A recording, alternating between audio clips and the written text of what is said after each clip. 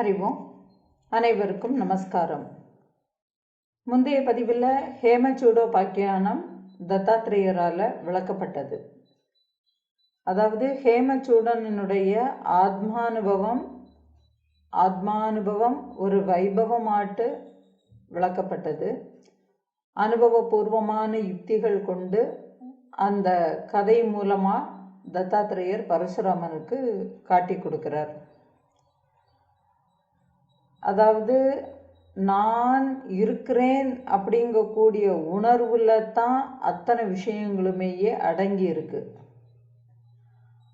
இது எப்படி சொல்லணும்னா, இப்போது நாம் ராத்திரிக்கு நம்ம தூங்குறப்போ நாம் எங்கே தூங்கி இருக்கிறோம், எதில் படுத்துன்னு இருக்கிறோம், நான் ஆணா அல்லது பெண்ணா அப்படிங்கிறது தெரியல. அப்புறமா பிளானிங்ஸ் எதுவும் இல்லை, மனசு இல்லை, புத்தி இல்லை, உடல் இல்லை. ஆனால் இந்த எந்த விதமான உணர்வும் இல்லாத ஒரு நிலையில் அந்த இடத்துல எல்லாம் அதுக்குள்ளே ஒடுங்கி இருக்குது. அந்த உணர்வுல மூலத்தில் ஒடுங்கி இருக்குது. அந்த உணர்வில் அத்தனையுமையே ஒடுங்கி இருந்து காலையில் எழுந்திருக்கும் பொழுது முதல்ல நான் இருக்கிறேன் அப்படிங்கக்கூடிய ஒரு உணர்வு எழுந்து அந்த ஒரு உணர்வில் இருந்து அத்தனை விஷயங்களுமே உணரப்படுகிறது. இதுதான் உண்மை. அதனால் அந்த ஒடுக்கத்தில் இருக்கும்போது அதுக்கு இல்லை, விழிக்கும் பொழுது அந்த நான் அப்படிங்கக்கூடிய உணர்வு விழித்து அதிலிருந்து எல்லாமே விழிக்கப்படுறது, காணப்படுறது, அறிஞ்சிக்கப்படுறது. அப்படிங்கிறதுனால நாம் நாம் அதில் தெரிஞ்சிக்க வேண்டியது இருக்குது அப்படிங்கக்கூடியதை யுக்தியில் புரிஞ்சுக்கிட்டோம்னு உண்டுமானால் இதில் அப்போ இந்த ஒடுக்க நிலையில் நாம் விழிப்பு நிலையில் நமக்கு கிடைக்கக்கூடிய அந்த ஒரு அனுபவம் சுகமானது அப்படிங்கிறத ஹேமச்சூடனுக்கு காட்டி கொடுக்கறத பார்த்தோம். இப்படி அந்த ஹேமச்சூடனுடைய கதையை கேட்ட பரசுராமனுடைய மனசில் சந்தேகம் திருப்பியும் வந்துடுது. ஏன்னா அவனால் இந்த ஞானத்தினுடைய போக்குகள் தெளிவாக விளங்குகிறது. இப்போ நிறைய பேருக்கு இந்த விஷயங்கள் கேட்டாலும் மனசில் ஒருவித பயம் வந்துடுறது. ஏன்னா இப்போ இங்கே நீ மட்டும்தான் இருக்கிற, மற்றதெல்லாம் ஒன்றுமே இல்லை, அதுவும் இந்த உடம்பும் இல்லைன்னு சொல்லும்போது ஏற்றுக்கிறதுக்கு முடியறது இல்லை. ஏன்னா அந்த அபிமானங்கள் அவங்கள அந்த மாதிரியான சிந்தனைகளுக்கு தூண்டி விடுறது. இப்போ அதே மாதிரி இங்கே பரசுராமனுக்கும் என்ன தோன்றதுன்னா, நீங்கள் கூறிய மகா அற்புதமான இந்த ஒரு ஞானம் சாத்தியமாகுமா அப்படின்னு எனக்கு சொல்கிறதுக்கு தெரியலை. ஏன்னா இங்கே நான் அனுபவித்து உணரப்படக்கூடிய அந்த பொருள்களை எல்லாமே இந்த ஒரு புலன்களினுடைய துணையினால் நான் பார்க்குறேன். அப்போது அந்த புலன்களினுடைய துணை இல்லாமல் அறிவினால் மட்டுமே அறிய முடியும் அப்படிங்கிறத என்னால் நினச்சி கூட பார்க்க முடியலை அப்படின்னு கேட்குறான். அதாவது பலவிதமான விவகாரங்களை கொண்ட இந்த ஒரு உலகம் எப்படி அறிவு சொரூபமாக இருக்க முடியும்? இப்போது இந்த கேள்வியை தான் முன்வைக்கிறான். ஒருவேளை இந்த ஒரு கேள்வி எனக்குள்ள தோன்றி இருக்குன்னா இப்போ எனக்கு ஒரு சமாதானம். என்ன ஒரு சமாதானம்? குருவினுடைய வாக்குக்கு மேலே எனக்கு ஒரு நம்பிக்கை. குரு சொன்னால் சரியாட்டு தான் இருக்கும் அப்படிங்கக்கூடிய நிலையில தான் நான் ஏற்றுக்க முடியுமே தவிர உண்மையானா அது இல்லை. ஏன்னா எனக்கு உள்ள அந்த சந்தேகம் இருந்துட்டே தான் இருக்கும். அப்போ அதனால் நான் என்னுடைய இந்த சந்தேகத்தை நீங்கள் தான் எனக்கு போக்கி கொடுக்கணும். ஏன்னா அப்படிப்பட்ட அந்த ஒரு அறிவு இருக்கிறதுங்கிறத எப்படி நான் தீர்மானமாட்டி ஏற்றுக்க முடியும் அப்படிங்கக்கூடிய ஒரு கேள்வி எனக்குள்ளே இருக்குது. அதனால் அதை தெளிவுபடுத்தி எனக்கு கொடுங்கள் அப்படின்னு தத்தாத்ரேயர்கிட்ட பரசுராமர் கேட்குறார். தத்தாத்ரேயர் பேச ஆரம்பிக்கிறார். அதாவது காட்சிகள்னு நீ சொல்கிறியே உலக விவகாரங்கள்னு, அந்த உலக விவகாரங்கள் எல்லாமே ஒரு தோற்றம். இப்போ நீ சொல்லக்கூடிய அந்த ஒரு காட்சிகள் எல்லாமே காண்பவனின் வடிவமே அல்லாமல் வேற எங்க என்னது இருக்கு அப்படின்னு கேட்குறார். ஏற்கனவேயே அனுபவபூர்வமான யுக்திகளால் உனக்கு இந்த விஷயங்கள் எல்லாமே சொல்லியாச்சு. ஆனாலும் நீ அநேகமான குழப்பங்களோடு இருப்பதால் உனக்கு மீண்டும் இப்பொழுது யுக்திபூர்வமாக கூறுகிறேன். ஒரே மனதுடன் கவனத்துடன் செவி கொடுத்து கேட்பாய் அப்படின்னு பேச ஆரம்பிக்கிறார். ஏன்னா இங்கே பேசின விஷயங்களவையே திருப்பி பேசுகிறார். ஏன்னா ஒரு கதை மூலமாட்டு புரிய வச்சு பார்த்தாச்சு. ஏன் இந்த ஒரு வார்த்தையை இப்படி சொல்கிறார், கவனமோடு கேளுன்னு சொல்கிறாருன்னா, ஏன்னா முதல்ல இவர் சொல்லும் போதே அதை பிடிச்சிக்கிறதுக்கு தெரியல. பாகவதம் சொல்லப்பட்டது, பரீட்சித்து மகாராஜா ஒரே தடவை தான் கேட்டார், கதி கிடச்சிடுத்து. மற்றவா எல்லாருமே கேட்குறா, இன்னமும் கேட்டுண்டே இருக்கிறா. எத்தனை தடவை வேணும்னாலும் கேட்குறதுக்கு நன்னா இருக்கிறதே அப்படிங்கக்கூடிய ஒரு ருச்சி அதில் வர்றதுனால கதை கேட்குறது ரொம்ப பிடிக்குமேன்னு சொல்லிட்டு கதைகளை கேட்டுன்னு இருக்கிறோம். இப்போ நீயும் உனக்கு கிடைக்கிறத நீ உன்னுடைய வாய்ப்பை நீ புரிஞ்சிக்காம நழுவ விட்டுறக்கூடாதுங்கிறத இன்டைரக்டாக எச்சரிக்கை பண்ணுற. அப்போ அதனால் இந்த மாதிரியான விஷயங்களில் நாட்டம் வர்றதே ரொம்ப அபூர்வம். அப்படி உனக்கு வந்திருக்கக்கூடிய இந்த ஒரு நாட்டத்தினுடைய ஈர்ப்புனால தான் நீ இத்தனை விஷயங்களை உனக்குள்ள சிந்தனை பண்ணணுங்கிற எண்ணமே உனக்கு வந்திருக்கு. அப்போது அதுக்கு உண்டான தெளிவு உனக்கு ஒருத்தர் சொல்லி கொடுக்குறார் அப்படிங்கும்போது அது சரியான முறையில் உள்வாங்கிக்கணுங்கக்கூடியதையும் சொல்லி கொடுக்குறார். ஏன்னா இது உதாசீனப்படுத்தக்கூடிய ஒரு விஷயம் இல்லை, இது மகோன்னதமான ஒரு வைபவம் அப்படின்னு காட்டி கொடுக்குறார்.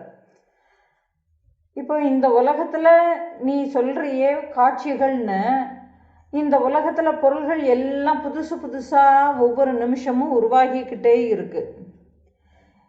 இது எல்லாமே எப்படின்னா, உற்பத்தி பண்ணுறான் இல்லையா, அவனுடைய உற்பத்தி பண்ணுறவனுடைய வியாபாரம் இங்கே, அதாவது வியாபாரத்திற்கு காரியமான விஷயங்களை தான் நீ பார்க்குற. இப்போ எப்படின்னா, ஒருத்தன் தன்னுடைய நிலம் இருக்குது, அதில் என்ன மாதிரியான பயிர் இடலாம் அப்படிங்கிறது அந்த மண்ணினுடைய தன்மை அவன் நல்லா தெரிஞ்சு வச்சிருக்கிறான். காலத்தினுடைய போக்குகளை தெரிஞ்சு வச்சிருக்கிறான். என்ன மாதிரியான பயிரை இந்த மண்ணில் பயிரிட்டால் அவனுக்கு என்ன விதமான பலன் கிடைக்குங்கிறது எல்லாமே தெரிஞ்சிருக்கு. அப்படி பலன்களை தெரிஞ்சு அவன் பயிரிடுறான். அப்போ அந்த விஷயமான காரியங்கள் மட்டுமே தான் இந்த உலகத்தில் நீ பார்க்கக்கூடிய விஷயங்கள் எல்லாமே இந்த ஒரு வியாபாரமாட்டு நடந்துட்டுருக்கு.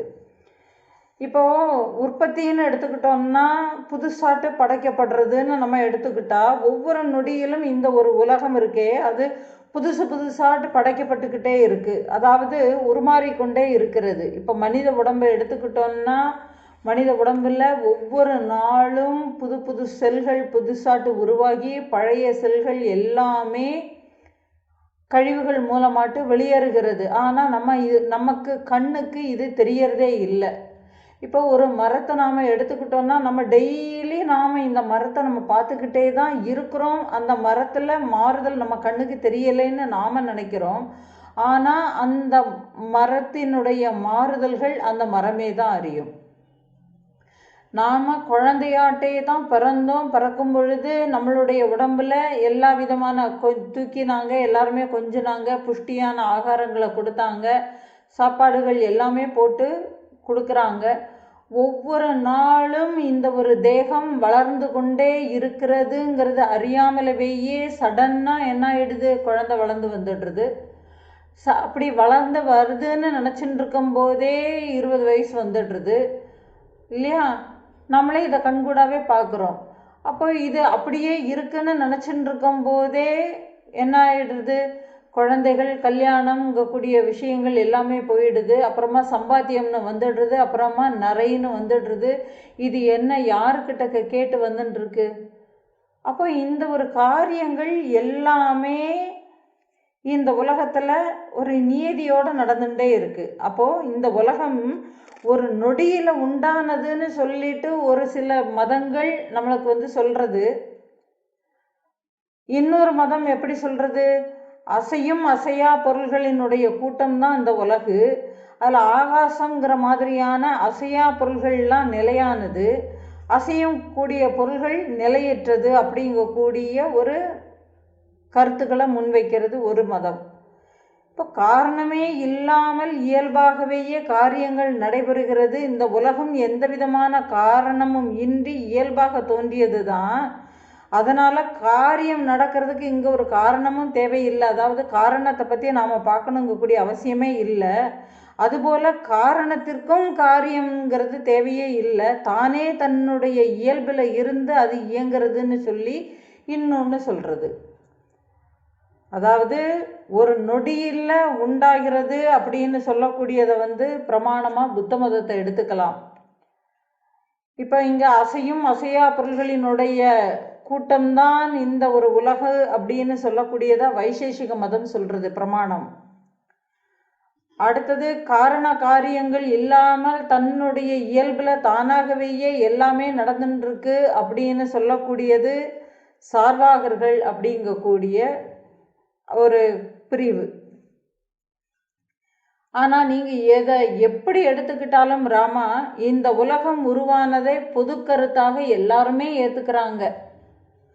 பாக்கி உள்ளதில் வந்து இப்படி இருந்தால்தான் இப்படித்தான் இருக்கிறது, அப்படித்தான் இருக்கிறது, இப்படித்தான் இருக்கிறதுன்னு சொல்லி அவரவர்கள் தான் என்ன யூகிச்சிருக்கிறாங்களோ, தாங்கள் என்ன அனுமானத்தில் வச்சிருக்கிறாங்களோ அந்த அனுமானத்தின் படியே தான் அவங்க பேசுகிறாங்களே தவிர இவங்க உண்மையை அறிஞ்சிக்கலை. ஏன்னா ஒவ்வொருவரும் இந்த உலகம் உருவானதுங்கக்கூடிய ஒரு உற்பத்தி, இந்த உலகத்தினுடைய உற்பத்தியை பற்றி பேசுகிறாங்க, இதை ஏற்றுக்கிறாங்க. ஆனால் நீ புரிஞ்சுக்கோ, இதுக்கு காரணமாட்டு ஒரு மூலங்கிற ஒன்று இருந்து தான் ஆகணும். இப்போ காரணமாக எடுத்துக்கிட்டாலும் சரி, காரியங்களை எடுத்துக்கிட்டாலும் சரி, இந்த இரண்டுமே எப்படி இருக்குது? ஒரு நியதிகளாக இருக்குது. நியதிகள் அப்படின்னா என்ன சொல்கிறதுன்னா ஒரு ரிதம், அது ஒரு படைப்பில் இருக்கக்கூடிய ஒரு ஒழுங்கு கட்டுப்பாடுகளோட கூடியதாட்டு இருக்குது. அப்போ இந்த ஒழுங்கு பிசகாத எல்லா விஷயங்கள்லையுமே நடந்துக்கிட்டு இருக்கிறத நம்ம கண்கூடாவே பார்க்க முடிகிறது. அப்படி இருக்கும்போது காரிய வடிவமாட்டு இருக்கக்கூடிய இந்த ஒரு உலகம் இருக்கே, இது காரணமே இல்லாமல் எப்படி உற்பத்தி ஆகும்? ஏன்னா ஒரு விவசாயி தன்னுடைய மனசில் நெல் உற்பத்தி பண்ணணும்னு ஒரு காரணம் இருக்குது. அந்த காரணத்தினுடைய விளைவு நெல் அங்கே பயிரிடுறான், அங்கே அந்த காரியம் நம்ம கண்ணுக்கு தெரிகிறது. அப்போ இங்கே காரணங்கிறது வந்து சூக்ஷ்மமாட்டு இருக்குது, அதனால தெரியலை. அதனால இங்கே காரியங்கள் மட்டுமே நடந்துட்டு இருக்கிறத வச்சு அது உண்மைன்னு நாம் சொல்லவே முடியாது. ஏன்னா நெற்பயிர் விளையிறது, அது தகுந்த பருவம்னு வந்த உடனேயே நாம் என்ன பண்ணிக்கிறோம், அதை அறுவடை பண்ணிடுறோம். அப்போ தான் அதுக்கு பயன், இல்லைன்னா அது வீண். சரிதானே? அப்போது இந்த யுக்திகளை காட்டி கொடுக்குறார். இப்போ காரணமே இல்லாமல் காணப்படாத காரியங்கள் தானாகவே நடக்கிறதுன்னு சொல்லி நீ கற்பனை பண்ணிக்கிட்டா கூட அந்த கற்பனை இருக்கு இல்லையா, அது எல்லோருடைய அனுபவங்களுக்கும் விரோதமானதாட்டு தான் இருக்கும் ராமா. ஏன்னா உலக காரியங்களுக்கு எல்லாத்துக்கும் பின்னால் ஏதோ ஒரு காரணம் அங்கே ஒளிஞ்சு இருக்குங்கிறது எல்லோராலும் அனுபவமாக அங்கே உணரப்பட்டு தான் இருக்கிறாங்க. அதனால் நீ தெரிஞ்சு வச்சுக்கோ அப்படின்னு சொல்லி காட்டி கொடுக்குறாரு. ஏன்னா நாம் எல்லாருக்குமே இந்த விஷயம் தெரியாதுன்னு யாருமே சொல்ல முடியாது. தானாகவேயே வந்ததுன்னு சொல்லிட்டு எதை சொல்ல முடியும்? அப்போ அங்கே ஒரு காரணங்கிறது இருக்குங்கிறத நமக்கு தெரிஞ்சோ தெரியாமலோ ஒரு அனுமானத்தினாலோ காரணம் இதுங்கிறத நாம் நம்மளுடைய அனுபவ விஷயங்களில் நாம் ஏற்றுக்கிட்டாலும், ஆனால் எதில் நம்ம ஏற்றுக்க மறுக்கிறோன்னா இங்கே அறிவு மட்டும்தான் இருக்குன்னு சொல்லும்போது அதை நம்ம ஏற்றுக்கிறது இல்லை. ஏன்னா உலக விஷயங்களில் இருக்கக்கூடிய அனுபவங்கள் மூலமாட்டுத்தான் இந்த விஷயம் இங்கே தெளிவுபடுத்தப்படுறது. ஆனால் நாம் இதுக்கு பிரமாணமாட்டு நாம் என்ன எடுத்துக்கிறோன்னா, இதுக்கு வேறு எதையாவது ஒன்று புலன்களால் பிடிக்கப்படுறதை பார்க்குறோம். ஏன்னா கடவுள்னு நாம் சொல்கிறோம், இந்த உலகம் நம்ம கண்ணுக்கு முன்னாடி தெரியறது, நான் இருக்கிறேங்கிறதும் தெரியறது, இந்த உலகம் இருக்கிறேங்கிறதும் தெரியறது. ஆனால் இதில் தெரியாமல் இருக்கிறது என்னதுன்னா, இந்த இறைவன் சொல்கிறோம் இல்லையா, அந்த இறைவன்கிறது தான் தெரியாமல் இருக்கிறான். அப்போ இந்த இறைவன் எப்படிப்பட்டவன் அப்படிங்கக்கூடிய ஒரு கேள்வி வருது. இந்த இறைவன் எங்கே இருக்கிறான்ங்கக்கூடிய கேள்விகள் எல்லாமே வருது.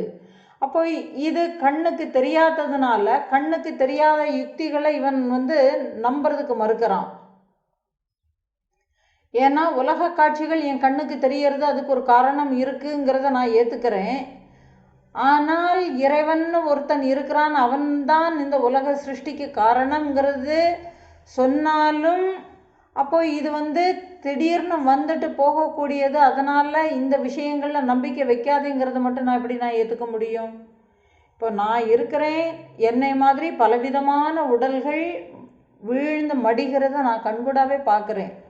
என்னுடைய தாத்தா இல்லை, தாத்தாக்கு தாத்தா இல்லை இல்லையா, அப்பா இல்லை, அம்மா இல்லை, எல்லாரும் ஒரு காலத்தில் இந்த தேகத்தை விடுறதை நான் பார்த்துட்டே இருக்கிறேன். இந்த தேகம் நிலை இல்லைன்னு தெரியும். ஆனாலும் இந்த தேகத்தின் மீதான அபிமானம் என்னை விட்டு போகிறதில்லை. அப்படித்தானே? ஏன்னா இது உண்மை இல்லைன்னு சொன்னால் அதை ஏற்றுக்கக்கூடிய பக்குவம் இல்லை.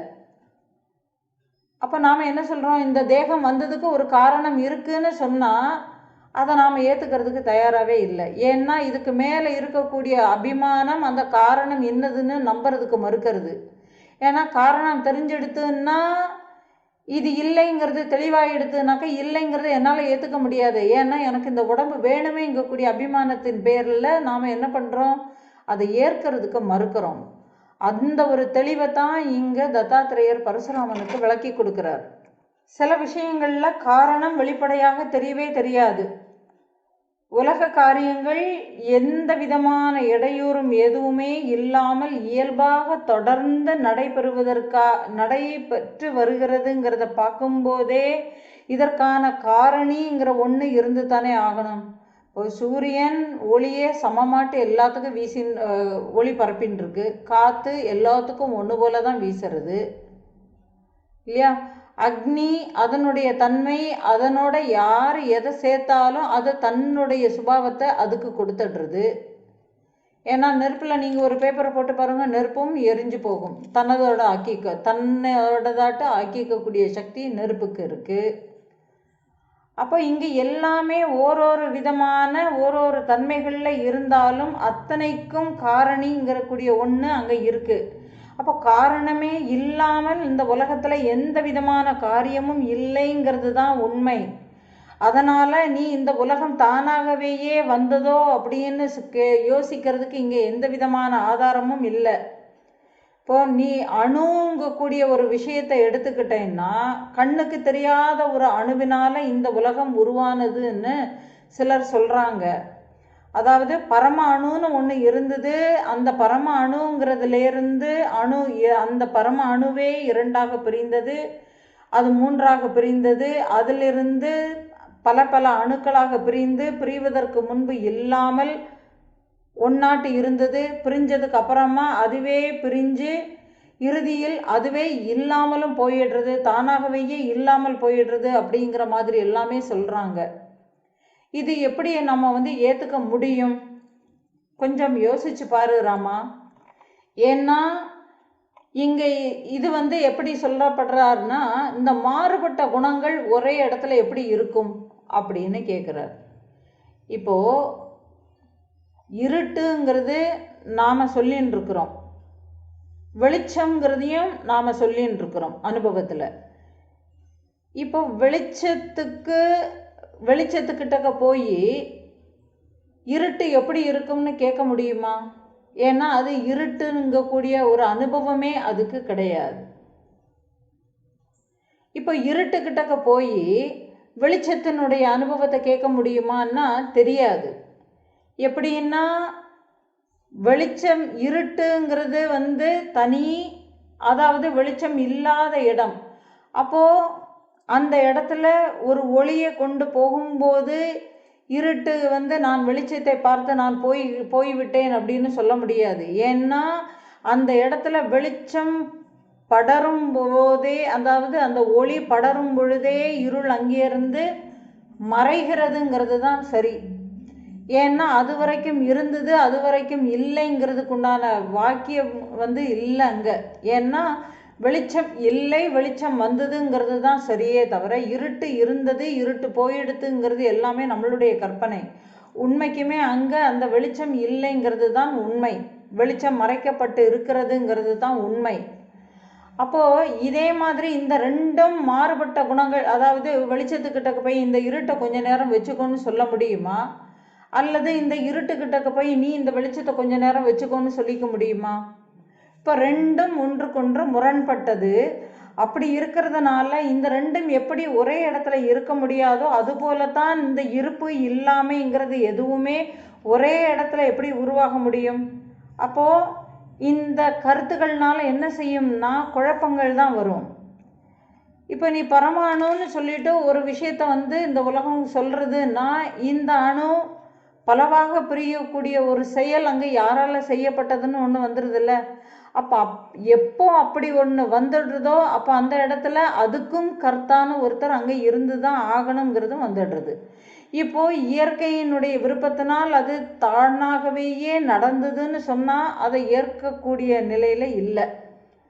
எப்படி அது தானாகவேயே நடக்கும் யோசிக்கணும் இல்லையா? இப்போது ஒரு ராஜா இருக்கிறார், அவர் தன்னுடைய எதிரிகளினுடைய சேனை படையெடுத்து கோட்டைக்கு வெளியில் முற்றுகையிட்டு நிற்கிறதுன்னு தகவல் எடுத்து இந்த ராஜா சிம்மாசனத்தில் உட்காந்து நான் அந்த படைகளை அம்புகளால் வீழ்த்த விரும்புகிறேன்னு சொல்லிட்டு அந்த சிம்மாசனத்தில் உட்காந்துருந்தா அந்த படைகள் தானாகவே வீழ்ந்து மடியுமா?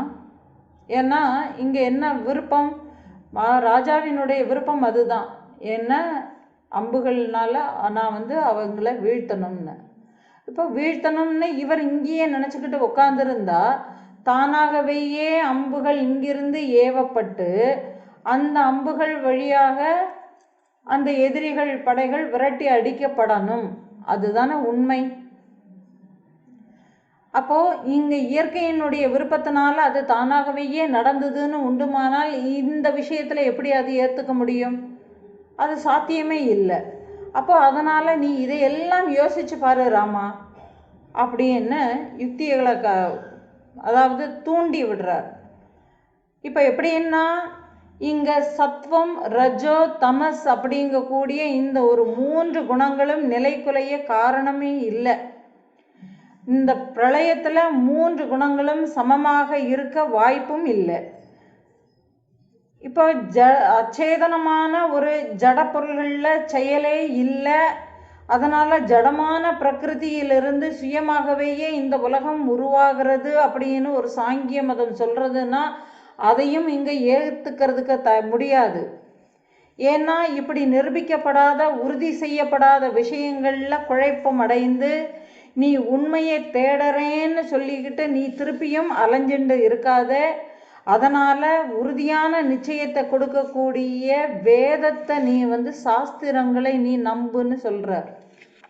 ஏன்னா இவனுக்கு அனுபவபூர்வமாட்டு சொன்ன விஷயங்களே இவனுக்கு புரியலை. அப்படிங்கும்போது இனிமேல் வேற என்ன பண்ண முடியும்?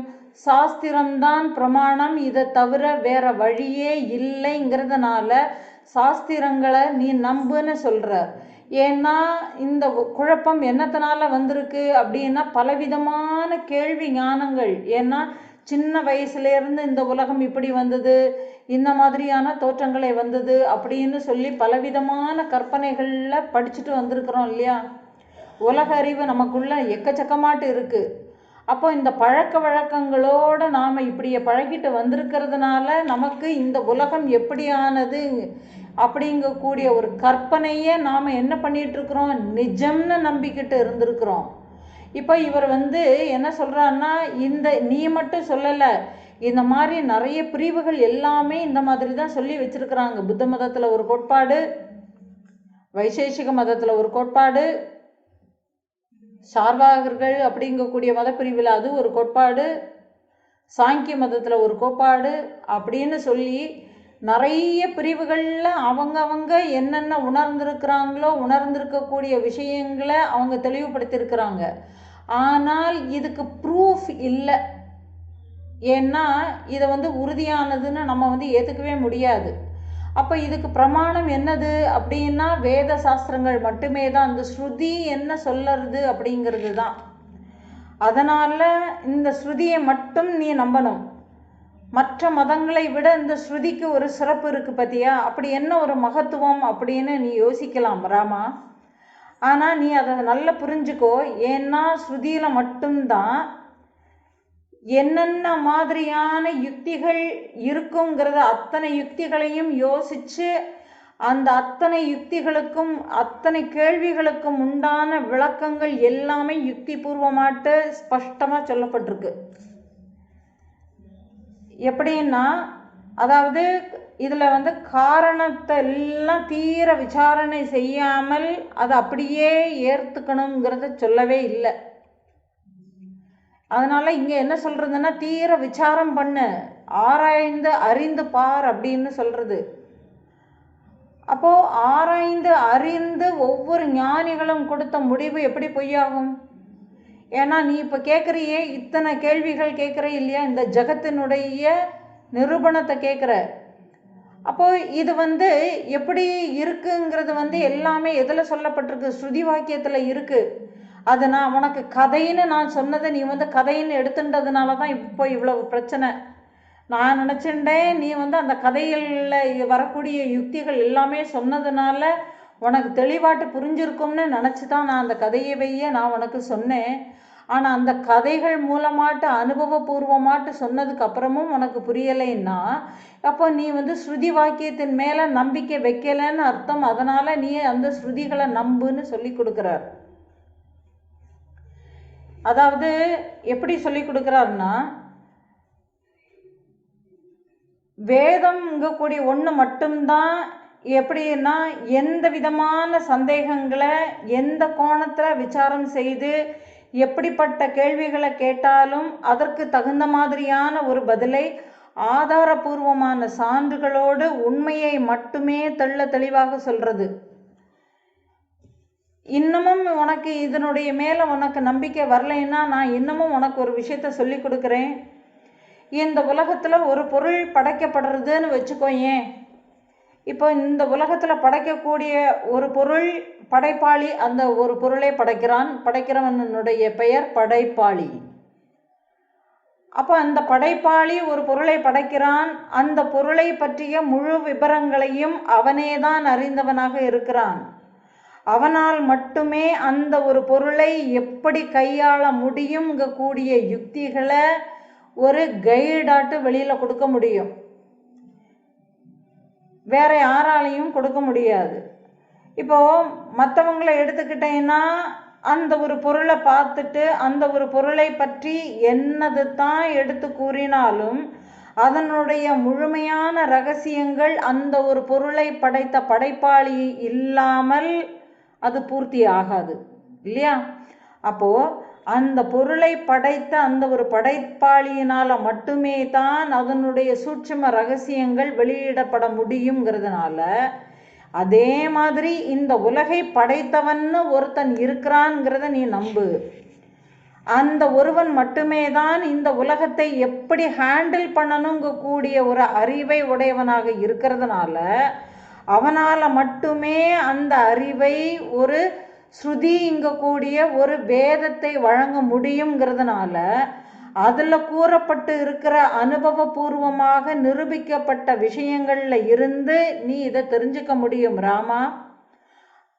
அதனால் நம்மளுடைய இந்த சனாதன தர்மத்தினுடைய இந்த ஸ்ருதியை நீ ஒத்துக்கோன்னு சொல்லி கொடுக்குறார். இப்போ நான் இவ்வளவு நேரமாக மற்ற மதங்களை பற்றி சொல்லியிருந்தேனே, அதில் சொல்லி இருக்கக்கூடிய இந்த ஒரு விஷயங்கள் எதுவுமே அவங்க தெளிவாட்டு அந்த விஷயத்தை பற்றி தெரிஞ்சிக்கல அப்படிங்கிறதுனால தான் அவங்க இந்த மாதிரி சொல்லியிருக்கிறாங்கங்கிறது உனக்கே இப்போ புரிஞ்சிருக்கும். அதனால் வேதம் சொல்ல வரக்கூடிய உண்மை என்னன்னா, ஒரு மனிதன் தான் பார்க்குற கனவுலையும் சரி மனதினுடைய கற்பனையிலும் சரி கற்பிக்கப்பட்ட இந்த ஒரு தேகத்தை நான் அப்படின்னு அபிமானிக்கிறது மாதிரி தான் இந்த இறைவன், அதாவது ஈஸ்வரன், தன்னால் கற்பிக்கப்பட்ட இந்த ஒரு ஜெகத்தை அபிமானித்து கொண்டு இருக்கிறான். இப்போ கனவிலிருந்து கனவு காண்பவன் வேறாக இருக்கிற மாதிரி இந்த உலகத்திலிருந்து உலகை படைத்தவன் வேறாக இருந்து கொண்டு இந்த உலகத்தை படைத்தான்ங்கிறத நீயே புரிஞ்சுக்கோ. ஏன்னா உன்னுடைய அபிமானம்தான் இந்த ஒரு உடம்பு. இந்த ஒரு உடம்புக்கு மேலே நீ எப்படி அபிமானம் வச்சு பல பல விதமான இந்த தேகத்துக்கு தேவையானது எல்லாத்தையுமே நீ பார்த்துக்கிற இல்லையா? அதே மாதிரி தான் இந்த உலகங்கிறது படைக்கப்பட்டு அந்த உலகத்து மீது என்னென்ன வேணுங்கிறது எல்லாமே யார் பார்த்துக்கிறாங்க? அந்த இறைவன், அதாவது அந்த ஈஸ்வரன் பார்த்துக்கிட்டு இருக்கிறான்னு சொல்லிவிடுறார். இன்னமும் எடுத்துக்கிட்டோம்னா விழிப்பு நிலையில் ஒருத்தன் மற்றவர்களினுடைய உடல்களில் இருந்து தான் மட்டும் வேறாக இருக்கிறான் அப்படிங்கிறத அறிஞ்சுண்டு தன்னை மட்டுமே நான் அப்படின்னு அபிமானம் கொள்கிறான். சரிதானே? இப்போ மற்றவனை நாம் என்ன சொல்கிறோம்? அவன், அவள், அது, இதுன்னு நாம் பிரிக்கிறோம். ஆனால் என்னுடைய உடம்பை மட்டும்தான் நான் என்ன சொல்கிறேன்? நான் சொல்கிறேன். மற்றவனுடைய உடம்பை நான் சொல்கிறதே இல்லை. இப்போ குழந்தையை எடுத்துக்கிட்டாலும் என்னிலிருந்து வந்த அந்த ஒரு குழந்தையை கூட நான் அபிமானம் வச்சுக்கிறது இல்லை. எப்படி சொல்கிறோம்? அது என்னிலிருந்து வேறானவன் இல்லை, ஆனாலும் அது வேற, நான் வேற. அப்படி தானே பார்க்குறோம். அதே மாதிரி இங்கே இது அந்த ஒரு உடல்களை சார்ந்தே நாம் பார்க்குறோம். ஏன்னா இங்கே தோற்றம்ங்கிறது தானே கேள்வி. அப்போ இங்கே தோற்றம்ங்கிறதுனாக்க இங்கே என்னுடைய உடம்பு, எனக்கு தனிப்பட்ட ஒரு தோற்றம். இந்த ஒரு உடம்பைத்தான் நான் அபிமானம் வச்சுக்கிறேன். ஆனால் ஆப்போசிட்டில் இருக்கக்கூடியதை நான் சொல்லிக்கிறேன்னா, நான் வரான் அப்படின்னு நம்ம சொல்கிறோமா? அவன் வரான் தான் நம்ம சொல்கிறோமே தவிர நான் வரான், நான் பேசுகிறான், நான் உட்கார்றான் சொல்கிறோமா? சொல்கிறது இல்லையே. அவன் வரான், அவள் வராள், அது வருது, இது வருது இல்லையா? என்னெல்லாமோ சொல்லிக்கிறோம். ஆனால் தன்னை மட்டும், தன்னுடைய உடம்பை மட்டும் பிரதானமாட்ட வச்சுக்கிட்டு அதில் நான் மட்டும் இருக்கிறதாட்டம், மற்றதுகள் எல்லாம் என்னிலிருந்து வேறானதாட்டம் நான் எப்படி அபிமானம் வச்சுக்கிறேனோ அதே மாதிரி தான் இந்த இறைவன் இருக்கிறானே, இந்த உலகத்தில் இருந்து தான் வேறாக இருப்பதனால், ஏன்னா படைக்கிறவன் இங்கே வேறையாட்டு இருக்கிறான்.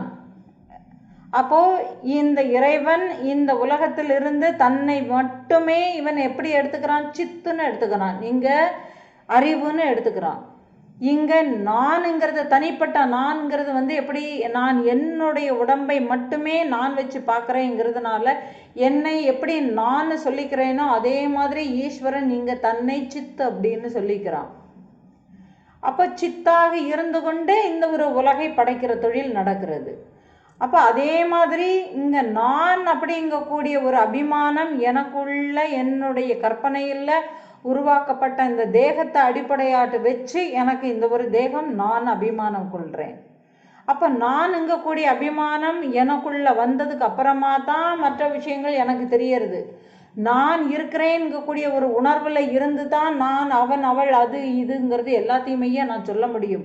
இப்போ நான்ங்கிறதே எனக்கு தெரியவே இல்லை, நான் என்னும் உணர்வே எனக்கு இல்லைன்னா மற்றதுகளை நான் பார்க்குறதுல என்னது இருக்குது? அப்போது இந்த விஷயத்தை நீ புரிஞ்சுக்கோ. எப்படி உனக்கு நீ ஒரு அபிமானம் நான் வச்சிருக்கிறியோ அதே மாதிரி இறைவன் அங்கே தன்னுடைய தனிப்பட்ட அறிவை அங்கே சித் அப்படின்னு சொல்கிறார்.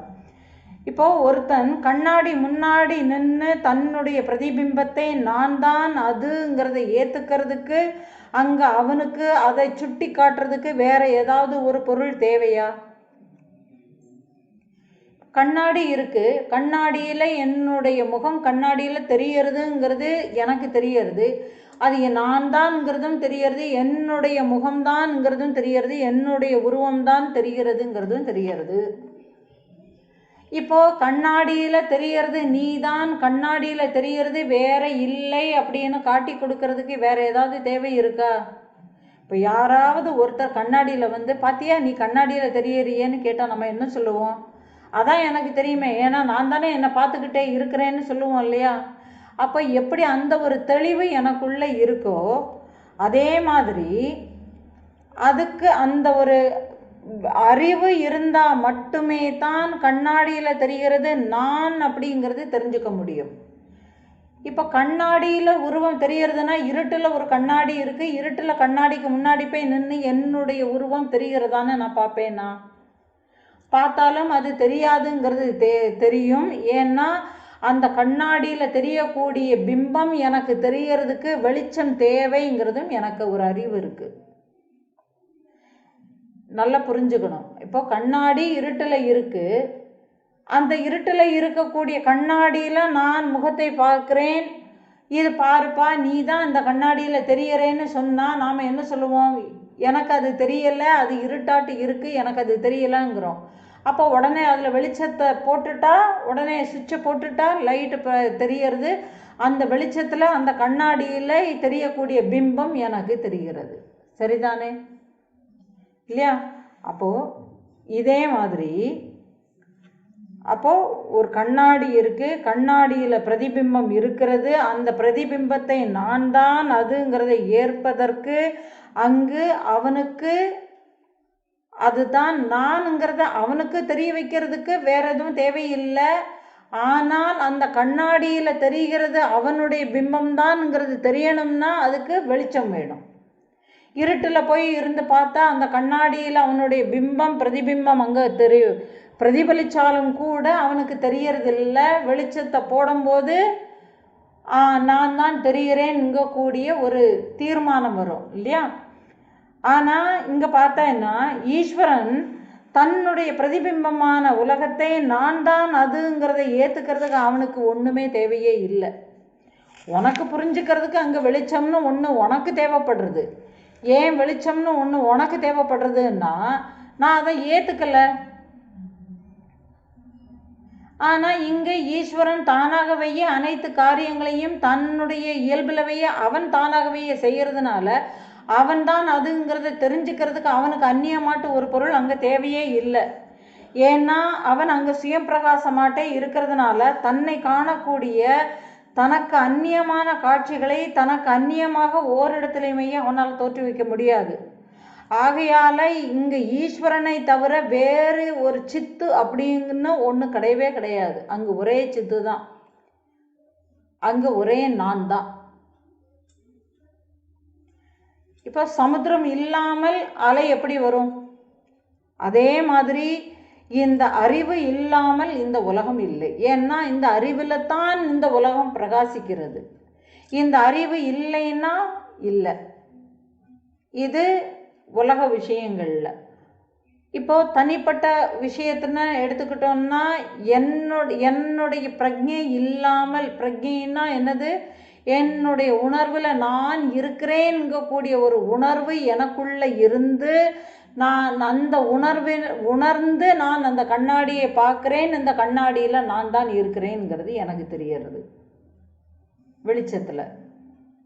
அப்போது இங்கே இது வந்து தனிப்பட்ட நானுக்கு, இது உலக நானுக்கு. இப்போ இங்கே எப்படி இவனுக்கு காட்டி கொடுக்குறான்னா, எப்படி உனக்கு கண்ணாடியில் பார்க்குற ஒரு உருவத்துக்கு நீ தாங்கிறத தெரிஞ்சுக்கிறதுக்கு வெளிச்சம் எப்படி தேவையோ அதே மாதிரி தான். ஆனால் அங்கே என்னது தேவை இல்லை? நீ இப்போ உனக்கு ஒரு வெளிச்சம்னு ஒன்று தேவை இருக்கே, அது அங்கே ஏற்கனவே சுயம் பிரகாசமாட்டு இருக்கு, அதனால் அதுக்கு ஒரு ஒளி தேவையே இல்லை. இப்போ ரூமுக்குள்ளே ஒரு கண்ணாடி இருக்குது, இந்த கண்ணாடியில் ஒரு ரூம் இருக்குது, அந்த ரூமுக்குள்ளே கண்ணாடியை நான் வச்சுருக்கிறேன், இந்த கண்ணாடியில் எனக்கு வெளிச்சம் போகாதுன்னாக்கா நான் வெளிச்சத்தை போட்டுக்கிறேன். இது சூரிய வெளிச்சத்துக்கு முன்னாடி நான் கண்ணாடியை கொண்டு போய் வச்சுட்டு அங்கே நான் எனக்கு ஒளி தெரியல அப்படிங்கிறதுனால எனக்கு வேறு ஒரு ஒளி வேணும்னு நான் சொன்னேன்னாக்கா எவ்வளோ முட்டாள்தனமாட்டு இருக்கும். அதே மாதிரி இங்கே ஈஸ்வரன் சுயம் பிரகாசமாட்டு இருக்கிறதுனால அவருக்கு எந்த விதமான எக்ஸ்ட்ரா ஒளி அங்கே தேவையே இல்லை. அது தன்னுடைய சுயம் பிரகாசத்தில் வையே அது பிரகாசிச்சுண்டு எல்லாத்தையுமே காட்டின்னு இருக்கு. அந்த அறிவுனால தான் எல்லாமே பிரகாசிக்கிறது. அந்த அறிவு இல்லைன்னா ஒன்றுமே இல்லைன்னு சொல்கிறார். ஆனால் இவன் கிட்டக்கையும் அந்த அறிவு தான் இருக்கு, அந்த அறிவு தான் நான் அப்படின்னு பிரகாசிச்சுன்னு இருக்கு.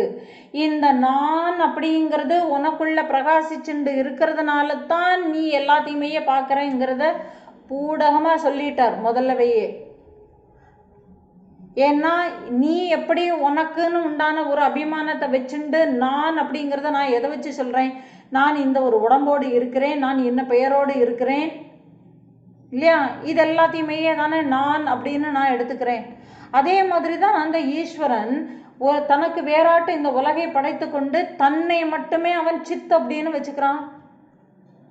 நீ எப்படி அவன் அவள் அதுன்னு சொல்றியோ அதே மாதிரி இங்க உலகம் ஈஸ்வரனுக்கு. அப்ப நீ இதை இப்படி பார்த்துக்கணுங்கிறத சொல்லி காட்டி கொடுத்துடுறார். காட்டி கொடுத்துட்டு எப்படி அந்த ஈஸ்வர அறிவுக்கு எதுவும் வேறாக இல்லையோ அதே மாதிரி உனக்கு இந்த உலகம் வேறாட்டு இல்லைங்கிறதையும் அந்த நான் அப்படிங்கக்கூடிய உணர்வு எப்படி அது அறிவோ அதே மாதிரி உனக்குள்ள நான் அப்படிங்கக்கூடிய அறிவு இருக்கு. ஆனால் அந்த நான்ங்கிறதுல நீ அபிமானத்தை வச்சுன்னு இருக்கிறதுனால அந்த நான்ங்கிறது அறிவாட்டு இருக்குங்கிறதே தெரியல. நானுங்கிறதே அந்த ஈஸ்வர தன்மைங்கிறது உனக்கு தெரியல. உனக்குள்ளவையே தான் அந்த ஈஸ்வர தன்மையும் உன்கிட்ட தான் இருக்கு. நீ உலகத்தை வேறையாட்டு பார்க்கறதுனால நான் உனக்கு முதல்ல நான் உலகத்தை தெளிவுபடுத்துகிறேன், அதுக்கப்புறமா நான் உனக்குள்ளே வரேன்னு காட்டி பிரிக்கிறார். இப்போ இவன் கேட்ட கேள்வி உலகத்தை பற்றி கேட்டதுனால இந்த உலகத்தில் உள்ள ஒரு அங்கம்தான் நீ அப்படிங்கிறத சொல்கிறார். பூடகமாக இந்த விஷயங்களை சொல்லிகிட்டே வர்றார். அப்போ அப்படி பூடகமாக சொல்லிகிட்டே வரும்போது முதல்ல இவன் கேட்ட கேள்வி அந்த உலகத்துக்கு நிரூபணம்ங்கிறதுனால அந்த உலகத்தையும் இவனையும் சேர்த்து கோர்த்து அப்புறமா ரெண்டையும் பிரித்து காட்டின்னு இருக்கார். ஏன்னா அப்படி சொன்னால் தானே இது புரிய வரும். ஏன்னா நீ எப்படி உனக்கு நீன்னு அபிமானம் பண்ணுறியோ அதே மாதிரி தான் ஈஸ்வரனுக்கு இந்த உலகத்துக்கும் ஒரு அபிமானம். நீ எப்படி உனக்கு உண்டான தேவைகளை நீ எல்லாத்தையும் பார்த்து பண்ணணும்னு நீ விரும்புறியோ அதே மாதிரி தான் இந்த ஈஸ்வரன் இந்த உலகத்துக்கு தேவையான காரணம் நாட்டு இருக்கிறான். இந்த உலகத்தை பார்க்கறதுக்கு நீ எப்படி காரணமாட்டு இருக்கிறியோ அதே மாதிரி தான் இந்த உலகம்ங்கிறது ஈஸ்வரனுக்கு காரியம். இந்த விஷயங்களை தெளிவுபடுத்திகிட்டே வர்றார். எப்படி அலைகள் சமுத்திரம் இல்லாமல் இருக்காதோ அதே மாதிரி இந்த உலகை படைத்தவன் ஒருத்தன் இருக்கிறான்ப்பா. சுத்த அறிவாகிய சைத்தன்ய ரூபன் அவன்.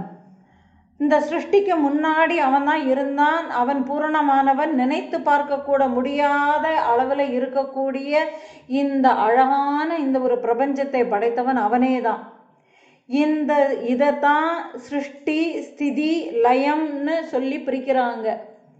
அதாவது இந்த சிருஷ்டி அதாவது அவனுடைய இந்த ஒரு பிரபஞ்சத்தை அவன் படைக்கிறான் இல்லையா, இவனைத்தான் என்ன சொல்கிறாங்க, படைக்கிறான், படைத்ததை இயக்குகிறான், கடைசி தனக்குள்ளவையே ஒடுக்கிக்கிறான்னு சொல்லிட்டு படைத்தல் காத்தல் அழித்தல்னு சொல்லிட்டு இந்த முத்தொழில்களையும் இந்த ஈஸ்வரன் செய்யறதாட்டு சொல்லி இந்த 3 தொழில்களுக்கும் ஒரே ஆள் தான் இந்த 3 வேலையுமே பார்க்குறாங்க. ஆனால் அந்த ஒரே ஆள் இந்த 3 வேலையை செய்யும்போது அவனுக்கு இந்த 3 வேலைக்குண்டான ஒரு பெயரை கொடுத்துட்றாங்க. இந்த உலகம் அந்த ஒரு பெயரை கொடுத்துடுறது. எதுக்கு? இந்த வேலைகளை செய்யக்கூடிய ஒரே ஆளுக்கு ஒரு பெயரை கொடுத்துடுறது. ஆனால் நாம் என்ன நினச்சிக்கிறோம்னா இந்த ஆள் வேற, அந்த ஆள் வேற, இந்த ஆள் வேறன்னு நாம தான் பார்த்துக்கிறோம். ஆனால் இருக்கிறது எல்லாமே அந்த ஒரே ஆள் தான் செய்துக்கிட்டு இருக்கிறாரு. அப்போது இதனை பற்றிய ஒரு சந்தேகமே இல்லாமல் உனக்கு அறிஞ்சுக்கணும்னா இந்த அறிவிலிருந்து வெளிப்பட்டு அநேக ரிஷிகளால் விவரிக்கப்பட்ட சாஸ்திரம் ஒன்று தான் நீ கற்க வேண்டிய கல்வி. அதாவது ஆன்மவியல் கல்வி. அதாவது அறியக்கூடிய உண்மையான அறிவை அறியக்கூடிய கல்வி. இந்த அறிவை காட்டி கொடுக்கக்கூடிய இந்த ஒரு கல்வியை தான் பராவித்யான்னு சொல்லி சாஸ்திரம் சொல்கிறது. இப்போ பராவித்யாவினுடைய உன்னத தன்மையை உணரணும்னா உலகியல் கல்வி அவசியம். இப்போ உலகியல் கல்வி இல்லை, உலகத்தினுடைய போக்குகள் எல்லாத்தையுமே தெரிஞ்சுட்டு எப்படி சம்பாதிக்கலாம், என்னென்ன மாதிரியான யுக்திகளில் நாம் சுகமாட்டு வாழலாம் அப்படிங்கக்கூடிய விஷயங்களை உலகத்தில் உள்ள கல்வி மூலமாட்டு தெரிஞ்சுக்கிட்டு என்னாகிறது, உலக விஷயங்களுக்கு பின்னாடியே போய் அந்த உலக விஷயங்கள் ஒரு பெரிய ஒரு அடியை கொடுத்து அந்த அடியினுடைய தாக்கத்திலிருந்து தப்பிக்க முடியாமல் துவண்டு திரும்ப திரும்ப சுகம் வேணும்னு சொல்லி தெரியாமலவேயே அதே விஷயங்களுக்குள்ளே போய் விழுந்து பிறப்பு இறப்புங்கக்கூடிய சம்சார துக்கத்தில் உழண்டு இதிலிருந்து ஒரு விடிவே கிடைக்காதான்னு ஒரு ஏக்கம் ஏங்க வைக்குதில்ல. அப்போ தான் இறைவன்கிறவன் யாரு, இறைவனே கதி, இறைவன் எங்கே இருக்கிறான், எப்படி இருக்கிறான்ங்கிறத தெரிஞ்சுக்கிறதுக்கு ஓடுறான். அப்போ எப்படி வெயிலினுடைய கொடுமை நிழலில் தான் தெரியும். இப்போ நிழல், அந்த ஒரு நிழல் நமக்கு வெயிலில் நல்ல வாட்டப்பட்டவனுக்கு தான் அந்த நிழலினுடைய அருமை தெரியும் இல்லையா? அதே மாதிரி தான் இந்த உலகியல் கல்வி மூலமாட்டு உலக விஷயங்களில் இந்த உலக சுக துக்கங்களே உண்மைன்னு நம்பி ஓடி அதில் உழண்டு வெளியில் வரக்கணும்னு சொல்லி வரக்கூடியவனுக்குத்தான் இந்த பராவித்யா அப்படிங்கக்கூடிய ஆன்மவியல் கல்வியினுடைய முக்கியத்துவம் தெரியுமே தவிர, அல்லாதவனால இந்த கல்வியினுடைய முக்கியத்துவம் அவன் ஒரு நாளும் உணரப்போவதே இல்லை ராமா. அதனால் நீ செவி கொடுத்து கேட்டு உன்னை நீ இப்போமே பட்டை திட்டிக்கோன்னு சொல்லி கொடுக்குறார். ஏன்னா இந்த உலகத்தில் விஷயங்களில் ஊறி போயிருக்கிறவன் என்ன நினைக்கிறான்னா, இந்த கண்ணாடியில் தெரிகிற தன்னுடைய பிரதிபிம்பத்தை பார்த்து அந்த பிம்பத்துக்கு அலங்காரங்கள் எல்லாமே பண்ணி அந்த பிம்பத்துக்குன்னு நிறைய விஷயங்களை சேகரிக்கணும்னு ஓடுறான் இல்லையா? ஏன்னா அதை உண்மைன்னு நம்புறான் இல்லையா? அந்த மாதிரி, அதாவது கண்ணாடி இருக்குது, கண்ணாடியில் நான் போய் நிற்கிறேன், நான் நின்று பார்க்குறேன், என்னுடைய உருவம் அந்த கண்ணாடியில் தெரிகிறது. இப்போது எனக்கு தெரிகிறது, இப்போ நான் தான் அந்த கண்ணாடியில் தெரிகிறேனுங்கிறது எனக்கு தெரிஞ்சாலும் நான் எனக்கு அந்த உருவம் அந்நியம் அப்படிங்கிறத நான் நம்பி அந்த உருவம் வேற, கண்ணாடியில் தெரிகிற உருவம் வேற, நான் வேறேன்னு பார்த்து அந்த கண்ணாடியில் தெரியக்கூடிய ஒரு உருவத்தை நிஜம்னு நம்பி இவன் தன்னை திருப்திப்படுத்துகிறானோ இல்லையோ, கடைசி என்ன நினைக்கிறான், அந்த உருவத்துக்கும் திருப்தி பண்ணணும்னு நினச்சிண்டு அந்த உருவத்துக்காக வேண்டி பல காலங்கள் உழைச்சி இப்படியெல்லாம் பண்ணி அதுக்கு ஒரு மாலை மரியாதைகள் அபிமானங்கள் எல்லாமே வச்சுக்கிட்டான்னு வச்சுக்குவோமே, அந்த கண்ணாடியில் தெரியக்கூடிய பிரதிபிம்பத்தை காப்பாற்றணும்னு நினைக்கிறான்னு வச்சுக்குவோம். இது மூடத்தனம்னு சொல்லுவோமா அல்லது புத்திசாலியினுடைய செயல்னு சொல்லுவோமா? ஏன்னா அந்த கண்ணாடியில் தெரியக்கூடிய பிம்பம் நான் கண்ணாடி முன்னாடி நிற்கிறது மட்டும்தான் தெரியும். நான் அந்த கண்ணாடியிலேருந்து அகந்துட்டேன்னு உண்டுமானால் அந்த கண்ணாடியில் என்னுடைய பிம்பம் தெரியாது இல்லையா? அப்போ அது முட்டாள்தனம்னு நம்ம ஏற்றுக்கிறோம் இல்லையா? அதே மாதிரி இந்த பராவித்யாவை தெரிஞ்சிக்காதவங்க இந்த உலகியல் விஷயங்களை உண்மைன்னு நம்பி இந்த மாதிரிப்பட்ட வேலைகளெல்லாம் செய்து அவர்கள் மூடத்தனத்தில் சிக்கிக்கிட்டு இருக்கிறாங்க. அதனால் ராமா நீ தெளிஞ்சுக்கோ.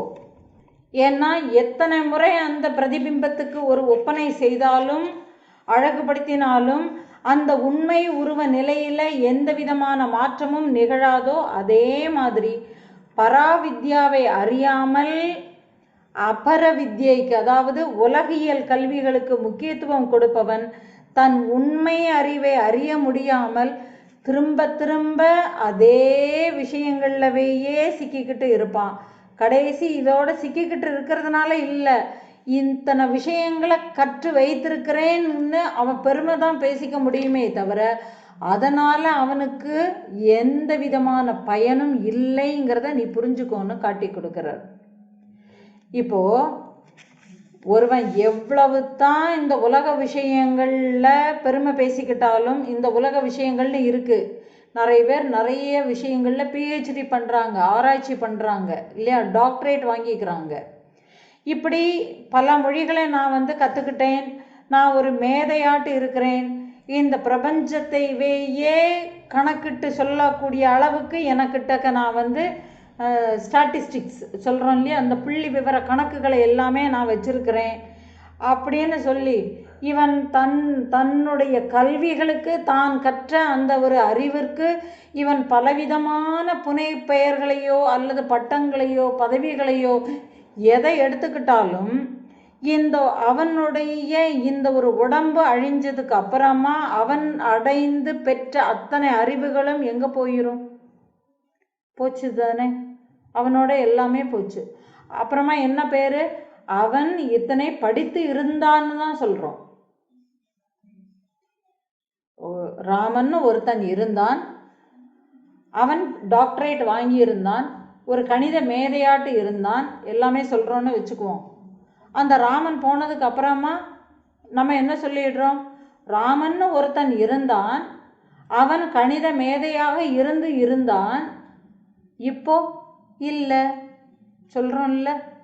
அப்போது இந்த மாதிரியான விஷயங்கள் எல்லாமே அவனுக்கு பயன்படாது போய்விடுகிறது. இப்போ அவன் டாக்டரேட் படித்து என்ன பிரயோஜனம்? அவன் போனதுக்கப்புறமா இன்னால் டாக்டராக இருந்திருந்தான் தான் சொல்கிறோமே தவிர இருக்கிறான்னு நம்ம சொல்கிறோமா? இல்லை. இருக்கிறான்னு சொல்கிறதுக்கு அந்த உடம்பே அங்கே இல்லை. ஏன்னா இதுதான் விஷயம். அதனால் இந்த பராவித்யாங்கக்கூடிய ஒரு மெய்யறிவை கொண்ட ஒருவன் இறப்பிற்கு பின்பும் அந்த ஒரு உண்மை அறிவாகவேயே அவன் மாறி விடுகிறான். இதுவே பராவித்யாவிற்கும் உலக விஷயங்களில் படிக்கக்கூடிய அபர வித்யாவுக்கும் உள்ள வித்தியாசம் ஆகும் ராமா. அதனால் நீ பராவித்யாவை பாரு. அதனால் இந்த பராவித்யாவில் உள்ள ஆன்மவியல் கல்விக்கு நீ வந்திருக்கிற. அதனால் இங்கே கொடுக்கப்படக்கூடிய விஷயங்களில் நீ கவனத்தை செலுத்து. இந்த கவனத்தை செலுத்தினா மட்டுமே தான் நீ உயர முடியும். நான் இந்த சாஸ்திரங்கள் கற்றிருக்கிறேன்கூடிய எந்த விதமான பெருமையும் ஒரு பிரயோஜனமும் இல்லை. நான் இதையெல்லாம் தெரிந்திருக்கிறேன்னு சொல்லி எந்த விதமான பிரயோஜனமும் இல்லைன்னு சொல்லிடுறார். ஏன்னா பூம வித்யாவில் நீங்கள் பார்த்தீங்கன்னா நாரதர் ஒரு பெரிய ஒரு லிஸ்ட்டு கொடுப்பார். நான் எத்தனை விஷயங்கள் நான் தெரிஞ்சிருக்கிறேன், நான் எத்தனை சாஸ்திரங்களை நான் கற்றறிந்திருக்கிறேங்கிறதுக்கு ஒரு பெரிய ஒரு லிஸ்ட்டு கொடுப்பாரு. கொடுத்துட்டு கடைசி அவரே தான் சொல்வார், இத்தனை லிஸ்ட்டு நான் எனக்கு தெரிஞ்சிருக்குன்னு நினச்சிட்டு இருந்தேன், ஆனால் அப்புறமா தான் தெரிகிறது அது எல்லாமே வெறும் பேச்சறிவு மட்டுமே தான் நான் தெரிஞ்சிருக்கிறேன். அதனால் குருவே நீங்கள் தத்துவத்தை நீங்கள் எனக்கு உபதேசியுங்கள்னு சொல்லிட்டு சனகாதி முனிவர்கள் கிட்டக்க போய் கேட்குற ஒரு உரையாடல் தான் அந்த பூம வித்யா. சமயம் கிடச்சிதுன்னா படித்து பாருங்க. ஏன்னா அத்தனை அழகான ஒரு பொக்கிஷம் அது. அப்போது இதே விஷயத்தை தான் இங்கே தத்தாத்திரேயர் பரசுராமர்கிட்ட சொல்லி கொடுக்குறார். அதனால் நீ உலகியல் விஷயங்களில் நான் இத்தனை விஷயங்கள் நான் கற்றறிந்திருக்கிறேன், சாஸ்திரங்கள் கற்றறிந்திருக்கிறேன், பெரிய பண்டிதன் மகா பண்டிதன்னு சொல்லியெல்லாம் ஒரு பிரயோஜனமும் இல்லை. அதனால் நீ பராவித்யாவில் சொல்லப்படுறது இல்லையா, இந்த வேத சாஸ்திரங்கள் ஸ்ருதியினுடைய பிரமாணத்தை நீ அறிந்து கொண்டு அந்த அறிவாகவேயே நீ மாறிவிடுன்னு சொல்லி கொடுக்குறார். இதுக்கப்புறமா மானசிகமான சிருஷ்டி, அதாவது மனோமய சிருஷ்டிக்கு பற்றி பேச போகிறார். ஏன்னா நீ அந்த அறிவாகவேயே மாறிவிடுன்னு சொல்லி காட்டி கொடுக்குறார். இப்போது சூக்ஷ்ம இது ஸ்தூலத்தில் தெரியக்கூடிய இந்த உலக விவகாரங்களை பற்றி பேசிட்டார். இனி அடுத்தது இந்த சூக்ஷ்மமான மனோலயத்தை பற்றி, மனோ சிருஷ்டியை பற்றி இனிமேல் பேச போகிறார். இந்த மானசிகமான இந்த சிருஷ்டி இருக்கே, அது மனோமயமாட்டு இருந்தும் கூட இதுலேயும் நிறைய விஷயங்கள் இருக்குப்பா அப்படின்னு இவனுக்கு இன்னமும் தெளிவுபடுத்துகிறார். ஏன்னா இது எல்லாமே மனதினுடைய சேஷ்டை அப்படிங்கிறத புரிய வைக்க போகிறார்.